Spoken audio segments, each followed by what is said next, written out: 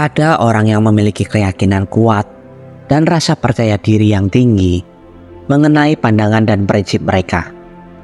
Mereka mungkin merasa enggan untuk mengakui kesalahan karena berusaha menjaga gambaran diri mereka yang ideal di mata orang lain. Orang yang tidak suka menerima kritik atau saran dari orang lain cenderung mempertahankan keyakinan bahwa pendapat mereka adalah yang paling benar. Seringkali perilaku seperti ini dipengaruhi oleh lingkungan sekitar atau pengalaman di masa lalu. Pada video kali ini, saya akan membahas bagaimana cara menghadapi orang yang mungkin selalu merasa dirinya paling benar. Tonton video ini hingga akhir agar kamu tidak gagal paham. Karena hal ini sangat penting untuk kamu terapkan dalam kehidupan rumah tanggamu. Selamat datang di Psikopedia, di mana kita bisa saling berbagi pengalaman hidup agar hidup kita bisa lebih bahagia dari hari ini. Sebelum kita lanjut ke dalam materinya, mari kita seruput kopi terlebih dahulu. Oke, let's go.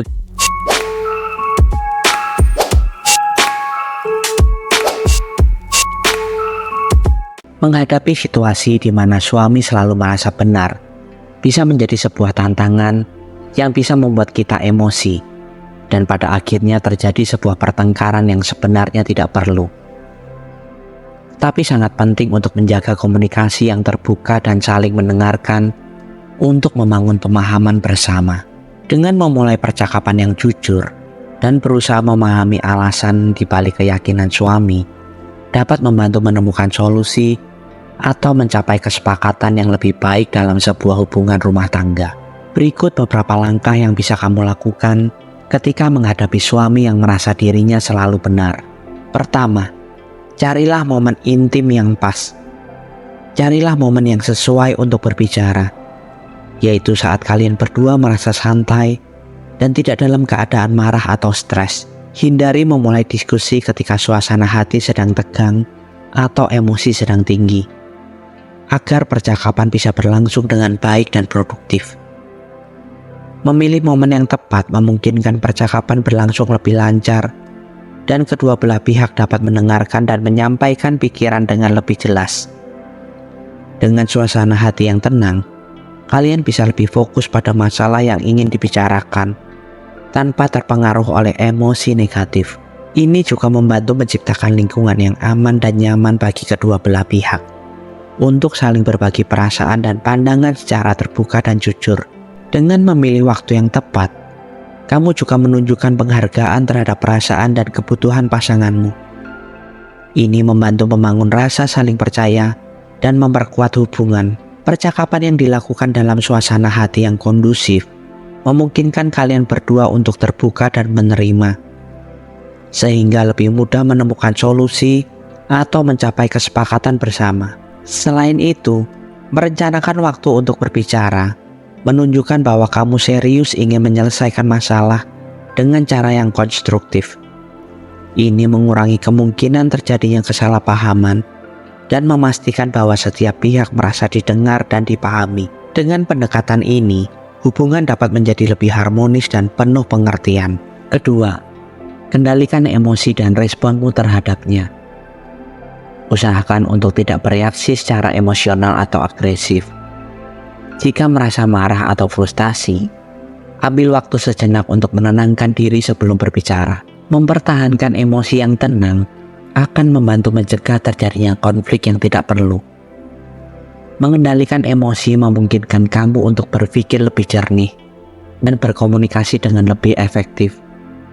Dengan kepala yang dingin, kamu dapat menyampaikan pandangan dan perasaanmu dengan lebih jelas dan rasional, sehingga memudahkan pasangan untuk memahami sudut pandangmu. Selain itu, ketika emosi terkendali, kamu lebih mampu mendengarkan pasanganmu dengan empati dan terbuka terhadap solusi yang bisa diambil bersama. Hal ini membantu menciptakan suasana percakapan yang konstruktif dan mendorong adanya dialog yang produktif. Mempraktekkan pengendalian diri juga menunjukkan kedewasaan dan tanggung jawab dalam menghadapi masalah, yang pada akhirnya dapat memperkuat hubungan dan meningkatkan saling pengertian antara kalian berdua. Mempraktekkan pengendalian emosi dalam komunikasi tidak hanya membantu menghindari konflik, tapi juga meningkatkan rasa hormat antara kalian berdua. Dengan menunjukkan bahwa kamu bisa mengelola emosimu, pasangan akan lebih cenderung untuk merespon dengan cara yang serupa, menciptakan lingkungan yang saling mendukung dan menghargai. Ketiga, hilangkan pikiran siapa yang paling benar. Jangan terlalu fokus pada siapa yang benar. Biasanya hal ini dapat menimbulkan suatu pembicaraan menjadi semakin melebar dan malah menimbulkan konflik. Lebih baik mengarahkan perhatian pada mencari solusi atau kompromi daripada berusaha memenangkan argumen. Diskusi yang produktif lebih penting daripada sekedar membuktikan kebenaran masing-masing. Jika kalian saling menyalahkan, hal ini justru dapat memperburuk masalah. Sebaliknya, sampaikan dengan jelas apa yang perlu diperbaiki dan bagaimana cara yang benar untuk melakukannya. Dengan fokus pada solusi atau kompromi, kamu membantu menciptakan suasana yang lebih konstruktif dan menghindari konfrontasi yang tidak produktif. Dengan mengedepankan penyelesaian masalah, membantu menjaga hubungan tetap positif dan produktif. Daripada terjebak dalam perdebatan tentang siapa yang benar, lebih baik mencari cara untuk menyelesaikan masalah bersama. Hal ini memungkinkan kalian berdua untuk merasa dihargai dan berkontribusi dalam solusi, memperkuat rasa kerjasama dan saling pengertian.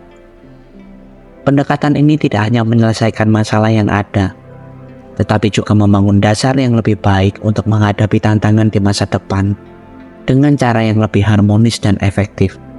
Dengan fokus pada solusi, kalian menghindari siklus saling menyalahkan yang seringkali tidak produktif dan justru dapat memperburuk situasi. Saat kalian bekerja sama untuk menemukan cara terbaik untuk mengatasi masalah, ini menunjukkan bahwa kalian berdua berkomitmen untuk memperbaiki hubungan dan mencapai hasil yang positif. Pendekatan ini juga membantu mengurangi stres dan ketegangan dalam percakapan, karena tujuan utama bukan lagi memenangkan argumen, tetapi menyelesaikan masalah secara bersama. Ini menciptakan kesempatan untuk berbicara dengan lebih tenang dan rasional, dan memungkinkan kedua belah pihak merasa didengar dan dipahami. Keempat, carilah kesepakatan bersama. Usahakan untuk menemukan solusi atau kesepakatan yang bisa diterima oleh kedua belah pihak. Mencari titik tengah yang memuaskan semua pihak merupakan langkah yang efektif untuk menyelesaikan konflik. Dengan mencari kesepakatan bersama, kalian berdua dapat merasa lebih puas dan terlibat dalam solusi yang ditemukan. Ini membantu menciptakan rasa keadilan dan mengurangi ketegangan, karena kedua belah pihak merasa bahwa pandangan dan kebutuhan mereka diperhatikan. Mencapai kesepakatan yang memuaskan semua pihak tidak hanya menyelesaikan masalah saat ini, tetapi juga memperkuat hubungan dengan menunjukkan bahwa kalian berdua bersedia untuk berkompromi dan bekerja sama. Pendekatan ini menciptakan dasar yang lebih solid untuk menghadapi tantangan di masa depan dan membantu membangun kepercayaan serta kerjasama yang lebih baik antara kalian. Dengan mencapai kesepakatan bersama, kalian dapat membangun rasa saling menghargai dan memahami satu sama lain dengan lebih baik. Proses ini memungkinkan kalian untuk berbagi pandangan dan kekhawatiran secara terbuka, yang pada akhirnya memperdalam komunikasi dan memperkuat hubungan. Selain itu, kesepakatan bersama mendorong kalian untuk berkomitmen pada solusi yang telah disepakati dan bekerja sama untuk menerapkannya. Ini juga mengurangi kemungkinan terjadinya konflik berulang di masa depan karena kalian telah menyepakati cara-cara yang lebih baik untuk menangani masalah. Dengan begitu, proses pencarian kesepakatan bersama tidak hanya menyelesaikan masalah spesifik yang dihadapi, tetapi juga memperbaiki dinamika hubungan kalian secara keseluruhan. Menciptakan ikatan yang lebih kuat dan lebih tahan banting dalam menghadapi tantangan-tantangan yang akan datang. Kelima, berikan waktu untuk merenungkan semuanya. Berikan waktu bagi suami untuk merenung dan mempertimbangkan sudut pandang yang berbeda jika situasinya memungkinkan. Kadang-kadang, memberi waktu untuk berpikir bisa membantu mengurangi ketegangan dan membantu orang lain lebih memahami perspektif yang ada. Memberikan waktu untuk merenung memungkinkan suami untuk lebih objektif dan kurang terburu-buru dalam merespon. Ketika seseorang memiliki waktu untuk berpikir, mereka mungkin bisa melihat situasi dengan lebih jelas dan mengatasi perasaan emosional yang mungkin menghalangi penilaian yang rasional. Dengan memberi kesempatan untuk merenung, kamu juga memberikan ruang untuk perenungan pribadi yang bisa membawa pemahaman yang lebih mendalam tentang masalah yang dihadapi. Ini bisa mempermudah proses menemukan solusi yang lebih baik, karena keputusan atau tanggapan yang diambil lebih dipikirkan secara matang. Selain itu, pendekatan ini menunjukkan bahwa kamu menghargai waktu dan proses pemikiran pasanganmu, yang dapat memperkuat rasa saling menghormati dalam hubungan. Ini membantu menciptakan suasana yang lebih harmonis dan mendukung proses penyelesaian masalah secara lebih efektif. Itulah beberapa cara yang bisa kamu pelajari untuk menghadapi tipe suami yang selalu merasa benar sendiri. Dalam menjaga keharmonisan dalam rumah tangga, sangat penting untuk membuat satu sama lain untuk dapat mengerti dan memahami kemauan masing-masing. Memang tidak mudah untuk melakukan itu, tapi bukan tidak mungkin untuk mewujudkannya. Hal yang perlu kita lakukan adalah menurunkan ego dan menganggap pasangan kita itu penting dan wajib kita bahagiakan. Terima kasih sudah mendengarkan video kali ini hingga akhir. Jika kalian ingin berbagi pengalaman hidup kalian, dan mungkin hanya sekedar berkeluh kesah tentang kehidupan, kalian bisa komen di bawah video ini. Dan saya akan dengan senang hati menjadi pendengar dan rumah bagi kalian yang membutuhkan seseorang untuk mensupport kalian. Dan sertakan hashtag "Saya ingin hidup lebih bahagia" di setiap komen kalian. Sampai bertemu di video selanjutnya. Tuhan memberkati.